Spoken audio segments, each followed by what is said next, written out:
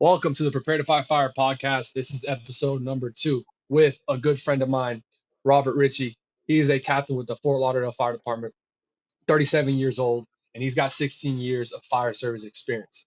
Currently, he holds the rank of captain. He's an instructor for Make Engine Great Again. He has taught at OFC and Fort Lauderdale Fire Expo for the last 10 years, and he is a recent graduate of the Florida Smoke Diver program. Rob, welcome, dude. Awesome. Thanks for having me. I'm really excited for this opportunity. Yeah, man. Yeah, it's going to be a good conversation, and we're going to roll right into it. So, Rob, let's talk about your career, man. 37 years old, recent graduate of the Florida Smoke Diver program, and I'm going to just dive into your mindset throughout your career. You got hired at a pretty young age. 16 years on. That this is kind of what you always wanted. I'm assuming. What was your reasoning of becoming a fireman? So my fire service story start isn't like a really exciting one or anything, or like a calling per se. After high school, I was kind of lost on what I was going to do. Going through high school, I had a longtime girlfriend at the time, like many people do, and her dad was a Miami Beach fireman. So I had a lot of conversations with him and trying to decide whether I was going to go to college or what I was going to do. He kind of steered me in that direction. And towards my sophomore year of high school, I ended up joining an Explorer program with Fort Lauderdale. And that kind of set me on the path of being able to do ride times and kind of see how they operated over there. And that set me on the path. So when I came out of high school, I was on the waiting list for BFA and just kind of worked my way through until I finally made it over there to Fort Lauderdale. Awesome, man. Cool. So I see you worked a year in Collier County. Let's talk about that, and let's talk about how I think a lot of people coming in now have really big dreams, have audacious goals, and they're just like, I want to work here, and it's good to have a goal of where you want to work. It's great to have a clear vision of where you want to end up. But I think a lot of people are they underestimate getting just hired, right? And just getting experience and riding a fire truck and actually doing the job, learning, making mistakes. So talk to me about your time at Collier. So Collier County runs EMS over there on the West Coast, obviously south of Lee County. I had a couple buddies that I grew up with that ended up going over there as EMTs, and the pay was pretty decent. It was like 50,000 a year, and as obviously a kid straight out of high school, it was like a gold mine to hit. So Right. I got over there, went through their training program, got put on the road with a medic. There was just two of us on the truck, pretty rural area. And for me, while I was going through medic school, I was fortunate that I got hired over there. It gave me a lot of like good insight and experience on like the longer transport times and the stuff that they talk about in medic school that quite honestly, anyone that works in a city area down here in South Florida, you really don't get exposure. The hospital is 5-10 minutes away max.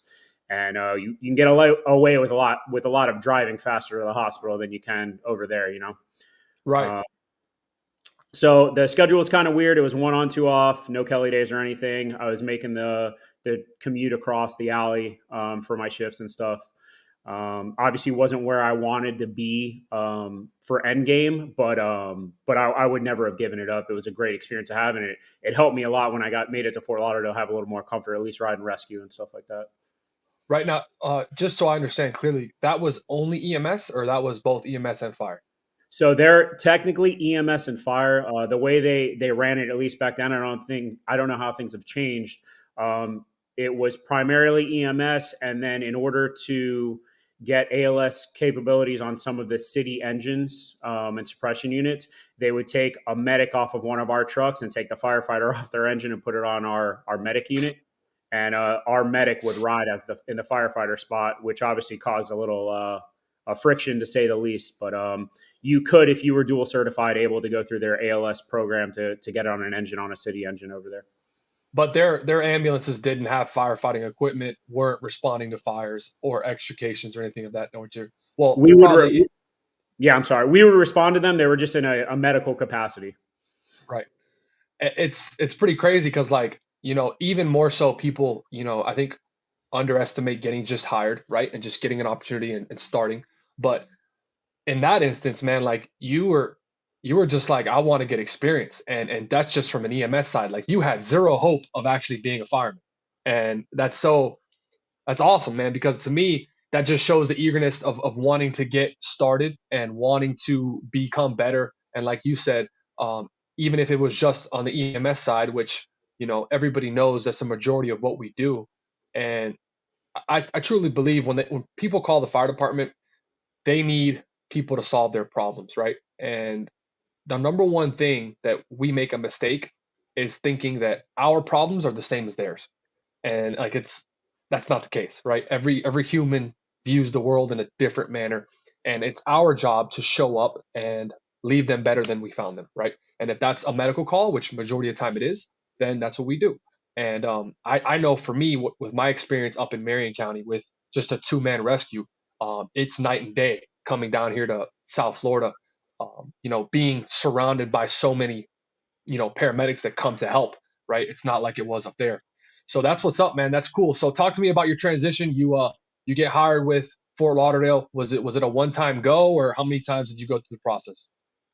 So I ended up going through the process. I guess you would call it two times. I went through the hiring process and initially got skipped after the Chiefs interview. Um, I can't tell you why, other than I was probably completely unprepared for the interview. It wasn't something that I had focused on, and obviously I was a young kid, so I didn't have a lot of experience in that arena. But Okay. I ended up getting a call after that class went through. They hired. I was a class of two. It was really a weird situation, but just they brought two of us on. They needed to get people on the road, and they brought me in. I had 2 weeks of training, and then got kind of thrown to the wolves after that. And that's pretty crazy to think now what the training academy, I'm just familiar with, because we have friends that work in the department, and they've told me how your training academy works. It's a night and day difference now, right? We're talking what, 15 years later. um I think you've seen the evolution of, even your department being so traditional. When were you guys founded? 1880 something, what was it? 1912. 1912. All right, cool. So still over 100 years of tradition. And you think you guys, were, top notch, and it just goes to show like the fire service is always growing. It's always learning. It's always, improving. And I think it's because of guys like us that question, this is what we do, but is it the best thing we do? Like, is it the best way to do something? Is it the most efficient? And I think we need people like that to always question the fire service, right? What are we doing, and is it the best way? And is there another way that's better, right? So that's what's up. So let's talk about the difference in your position now compared to where you started of training. Let's talk about, training guys through the academy when they do get hired with the City of Fort Lauderdale. So it's actually a really interesting time that you brought that up too, because in about 2 weeks I'm going in. I'm heading in with a group of guys that to do our next rookie class. It's actually going to be like a new blended thing we're doing. That it's going to be about 35 guys over the course of 15 weeks. We have it kind of split up weird where we're trying a new thing out. Um, but yeah, the way things were back then was just the bare bone essentials. Like, can you throw a ladder? Can you pull a line? Can you operate this air pack?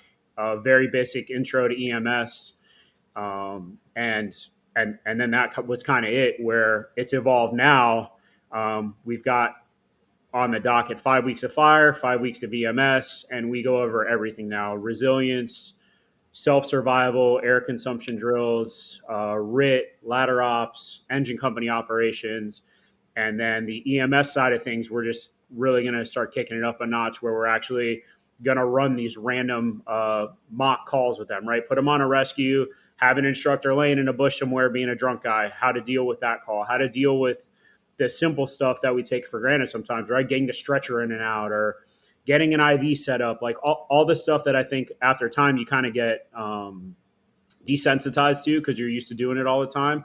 That the brand new people, especially with the recent group that's coming on, the COVID medics we call them, right? That didn't really get ride times or clinicals.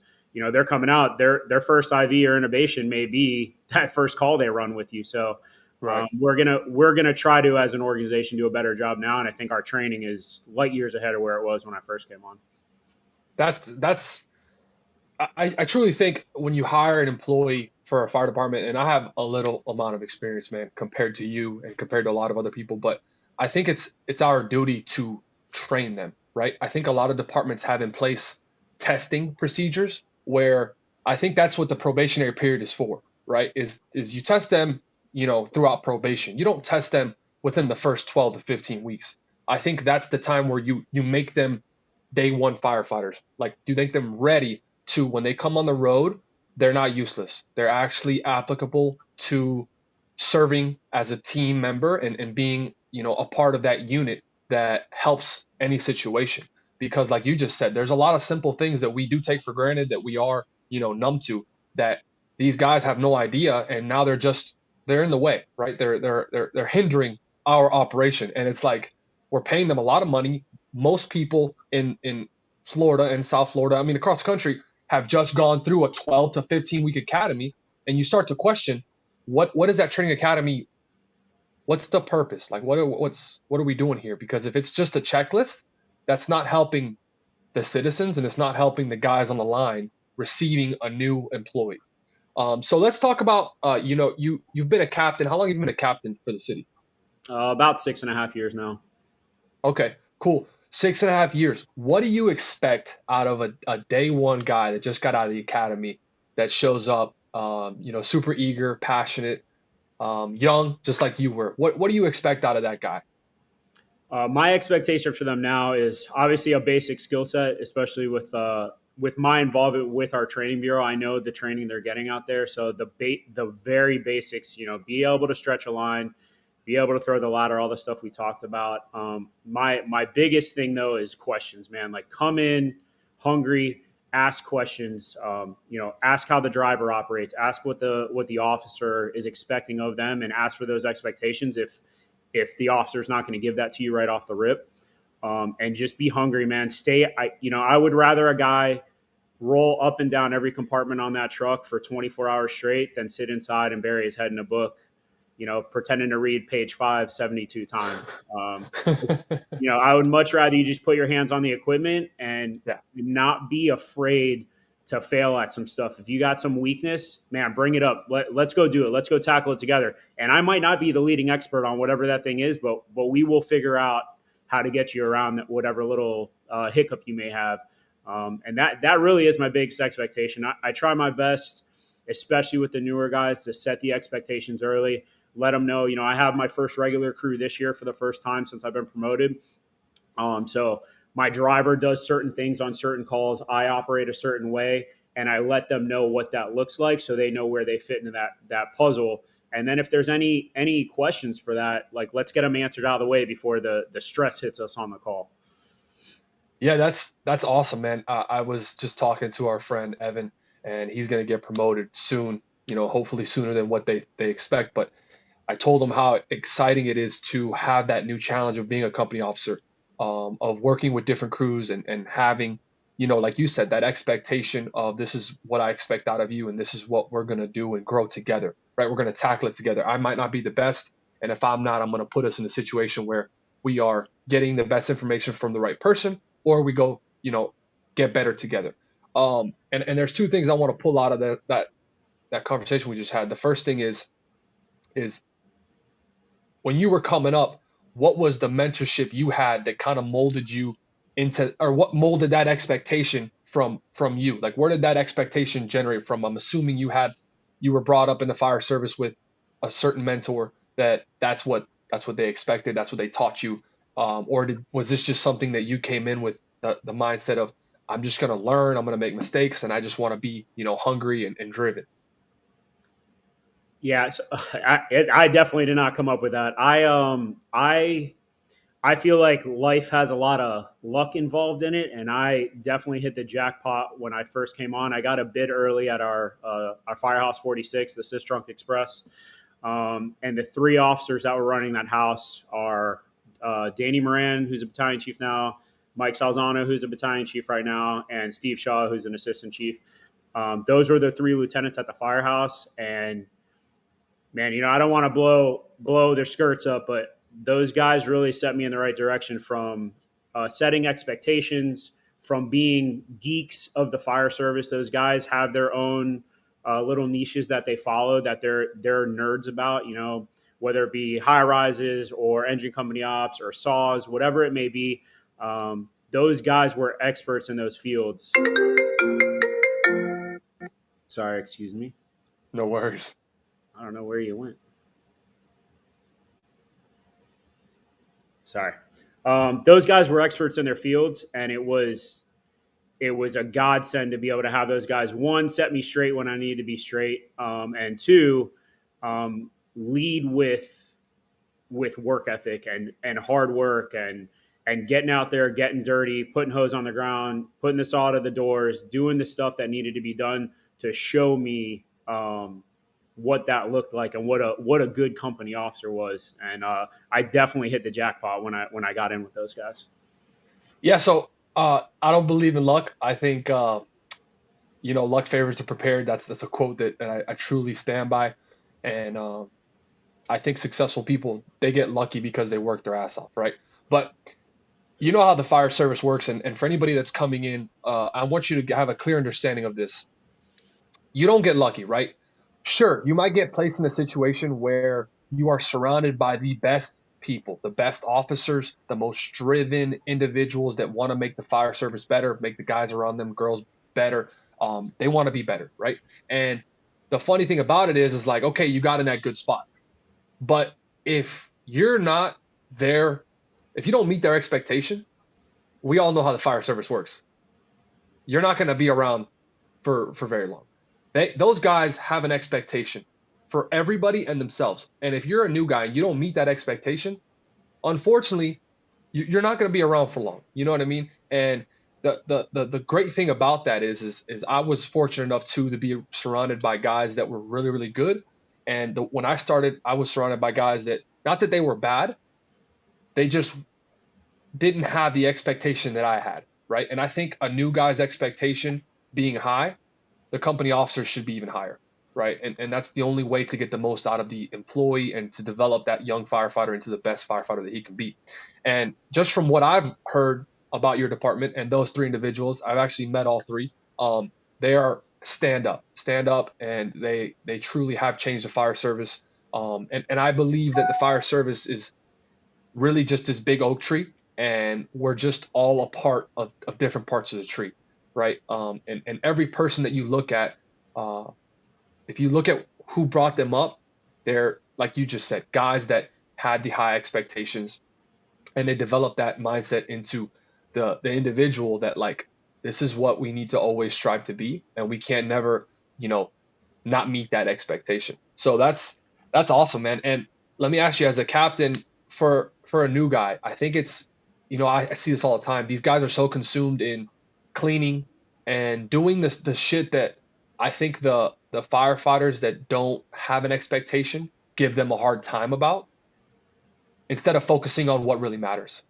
And it's unfortunate, because if you don't have leaders that have that expectation of having a good firefighter, having a well-knowledge firefighter, having a resilient firefighter, then that individual will be molded by people who really think that cleaning the bay, cleaning the station, and opening a book means anything. You know what I mean? And all that stuff has its time and place. Don't get it wrong. Don't get it twisted. But the most important thing is like you just said, we work on the weaknesses, and we actually are day one firefighters when we come out to the road, and you just, improve every day. What's your take on, these new guys that, are busting their ass doing stuff that really doesn't matter? Like I said before, like you just said, there is a time and place. Don't get me wrong. Like, that year is the proving ground for yourself, from skills to work ethic and all that other stuff. So the station duties and being the junior guy in the firehouse, and that even comes being off probation, like, you're the junior guy, you're going to get probably the crappy station duties and stuff. But those things have to come second to what our job is. And that has to be in the forefront of your mind. Over anyone's probationary period, they're going to run across different officers, whether they be good, whether they be bad. You just got to take in those experiences and chop them up in your head, and on the bad ones, just remember what that felt like. On the good ones, remember what that felt like and looked like to you. And that's how you're going to cultivate what your career is going to look like from those experiences. So, um, my most important thing is that you need to be able to be prepared to do your job and be ready to do your job and understand what that looks like. And the toilets can get cleaned afterwards. Like that stuff definitely needs to get done. Don't get me wrong, like you said, but the main priority, especially in the very beginning, is we need to dial in these skills, because everyone should know it by that point that that first call could be the worst call, right? So we gotta Hmm. just have to be ready right away, and the toilet and all that, the mopping and stuff can wait. So Right. Yeah, it's one of those things. It's understanding priorities. Like that is a priority, but when you're new, equipment familiarization is super high on the priority list. Skill set is super high on the priority list. Um, Expectations super high on the priority list, and those three things cannot be improved or obtained if you're fucking mopping the station at 7:15 in the morning, you know. So I just think, anybody that does that I see, I just ask them a simple question like, "Hey man, go grab me something simple like the ERG." And if they look at me like I have six heads on my forehead, I'm like, that's a simple, you know, simple little book that you should know where it's at on the engine. And then you ask them a couple more questions that they don't know, and it's like, hey man, like where do you usually work? What's the expectation? Oh, well, I've never been asked these questions, and then you start doing the research. And everywhere I've been that I've worked with individuals that do have high expectations, tell me if I'm wrong. When you are new, the expectation to clean is really on you, but they make it known that they want you to be ready physically, mentally, and emotionally, and that cleaning is a priority, but it's not our number one priority. So, yeah, that's awesome, and I believe that guys like you that have promoted young, and that's another thing. Let's talk about how young, in your organization you promoted and the struggles you faced in doing that. So I'm 37. So, I was just after my 31st birthday or 30th birthday, whatever it was. I had 9 years on at the time when I got promoted to captain. So, it was definitely a struggle. Earlier in my career, I had a lot of struggles with maturity and stuff. I was definitely a young kid with very little direction coming in. And I had to overcome a lot of stuff when it came to that. So when I made officer, I had to make like an active decision to go, all right, man, I really need to like clean up the perception of who I am. And that did not come quickly. That was not a overnight thing. Um, I think when you first get promoted, you're walking this line of the badge fever, and that kind of perspective on you, where you want to like hold this line, but you don't want anyone to be like, oh, all of a sudden this guy gets promoted and now he's acting this way, right? So those things take time, and it can't be a flip of a switch. Um, so I think the biggest struggles, at least for me, that I saw, I think for the most part, anyone who's into the job, going to a house fire is not the main struggle as an officer, right? Like we have practiced that to death. There are obviously anomalies and things that can go wrong, no doubt, and things can be tough in there.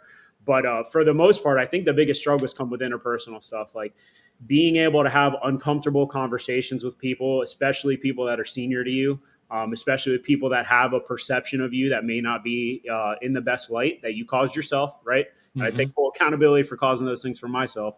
Um, but I think those were the toughest things, and figuring out how to deal with those and having those mentors to call, maybe at 1 in the morning, hey, listen, I got this really weird situation. And I'm not 100%. This is what I'm thinking. And I just need a little confirmation on like, is my head in the right place right now? Yeah, it is. Or, hey, why don't you look at it from this point of view? I think that those are the struggles. And that's where building yourself a good network comes into place, so that when you get promoted, those phone calls are there and those people are there that you can lean on, because the interpersonal stuff really is the most difficult part of our job, as far as I'm concerned, when it comes to being an officer. Right. Yeah. I mean, I think that relationships are everything. And speaking of maturity issues, I put myself in some situations recently, and I am I look at my career right now where I've kind of made a little bit of a mess, and just picture a road with garbage on it. and you walk down a road with garbage on it, you're like, man, this is a messy street compared to a clean sidewalk right by the beach that doesn't have fucking trash on it, and you're like, wow, this is a nice sidewalk, this is a nice beach. So I'm cleaning up my mess, man, and same thing, perception that I've created that isn't accurate, but I'm fixing along the way.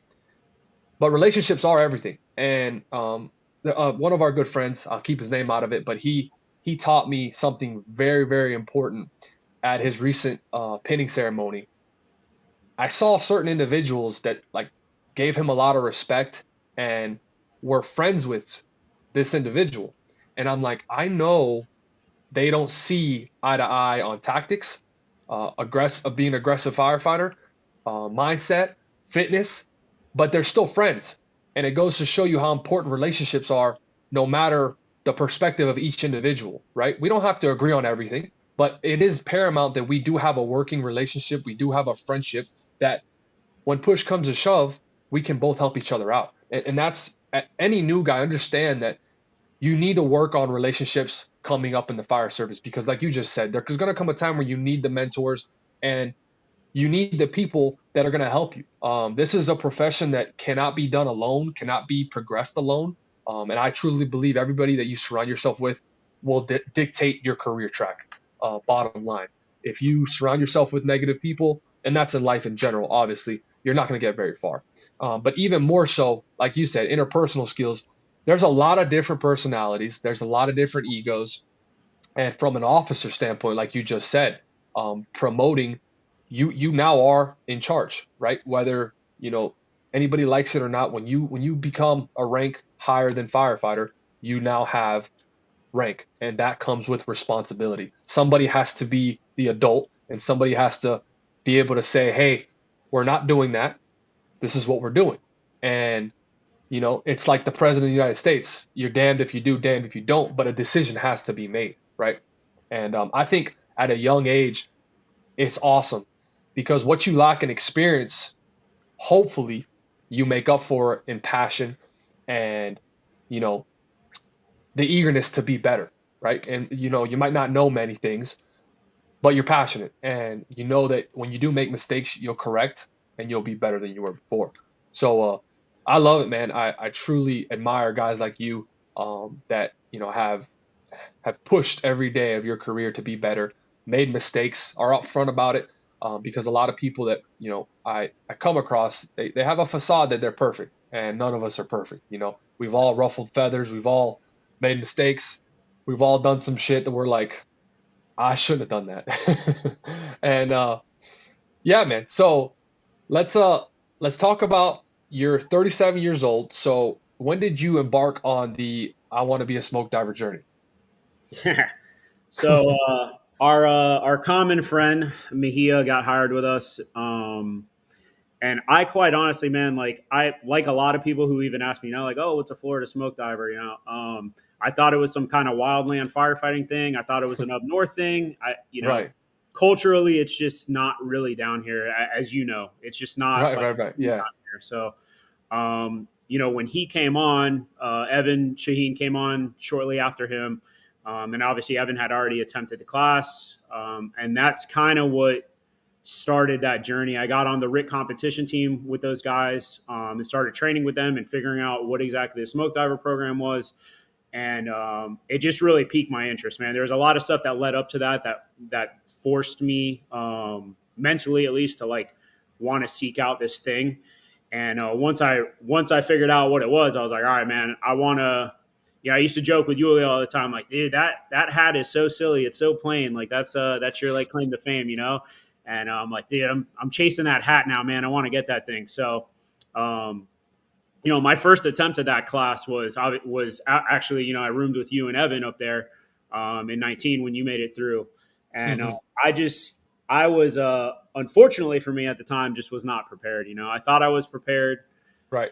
and the way that I prepared for the class was to meet the standard, right? And as you and I both well know now, that meeting the standard and shooting for the bare minimum is never going to get the job done up there. So No. Mm-mm. I had No. to completely revamp the way I trained, to come back for my next attempt. Yeah, it's crazy. I got goosebumps thinking about it, about that year, and what the program means to me and how it's changed my life forever. And the purpose, right? I think outsiders look at it as an ego thump, a chest thump. Look at me, and it has nothing to do with that, right? It truly doesn't. But before I get carried away on that fucking tangent, let's talk about how, be honest with you, man, like there's a lot of people that have rank that will steer nowhere near this class because they're a captain and they don't want to fail, or they don't want to expose weaknesses, or they don't want to look weak. Um, yeah, let's just keep it at that. What did that ever cross your mind? And you're like, I don't care about that. I want to test myself. This is something I want to do, and no matter what anybody here at Fort Lauderdale or anywhere in the world says, like Rob Ritchie is gonna complete this goal. Yeah, so like that is another one of those. Like I know we you said you don't believe in luck. Like I was lucky, I feel like, to come across Joe Fox, and he's a captain with us, long time captain, got a lot of time on, training officer. Hmm. And he instilled in me early that it was okay for people to see you fail, right? Because that meant you were attempting to do stuff. And Hmm. he has a saying like "fail fast." So like get the failure out of the way early so we can attack it. So for Right. me, it didn't cross my mind, like with all honesty, it didn't cross my mind that, hey, I'm an officer. If I fail at this, people are going to feel a certain way about me. I felt like this is what I want to do. It doesn't matter what rank I am. There's a task that has to be accomplished, and I want to succeed here. So if I fail, man, like I'm out there doing it and I'm trying. So as far as I was concerned, unless you're standing next to me on the grinder out there, standing next to me at the PT test, putting out, then your opinion at that point about me being failing as an officer didn't really matter to me, and it Right. wouldn't have mattered anyways. Like whether you were there or not, but especially anybody, because I definitely had comments when I came back the first time, like, "Oh, couldn't finish it, huh?" And, Yeah, yeah. yeah, I would just laugh it off. I was like, "Oh, I must have missed you out there. I didn't see you when I was out there sucking," you know. So, Right, right, right, right. yeah, that for me, fortunately, has not been a thing where I've always been pretty good about being self accountable. Where I was like, "Hey, man, yeah, I sucked there. I got to do better now. So we'll give this another go." Yeah, it's a beautiful thing about life. When you expose yourself to an audacious challenge, you meet the real you, right? And we live in this. Everybody thinks they like fighting, for example. Everybody thinks that if you get into a fight, like you can just automatically turn into this MMA fighter, and that's not how it works. Like, and that's the same thing with being an elite firefighter. That's the same thing with being an elite, athlete. Like you will never rise to any occasion, and a lot of people live with this false sense of reality of who they are and what they can do under unique circumstances. And this goal is something that will mirror who you are. Really will. It will show you quickly who you are, how tough you are, and the type of person you think you are. And I think the class is not determined by success. The class is determined by the actions that you therefore, complete when the class tests you, right? If it's failure, if it's an evolution, if it's, whatever the case is, your actions, therefore after, is really what the class is about. It's not about success, right? I look at it like the guys who come back multiple times that are unsuccessful, they got the best fucking experience. The best experience. They became the best firemen. They learned the most lessons. They were exposed the most times to meeting who they really are and being better, right? And they're better off for it. I talk about it all the time. The one hit wonders.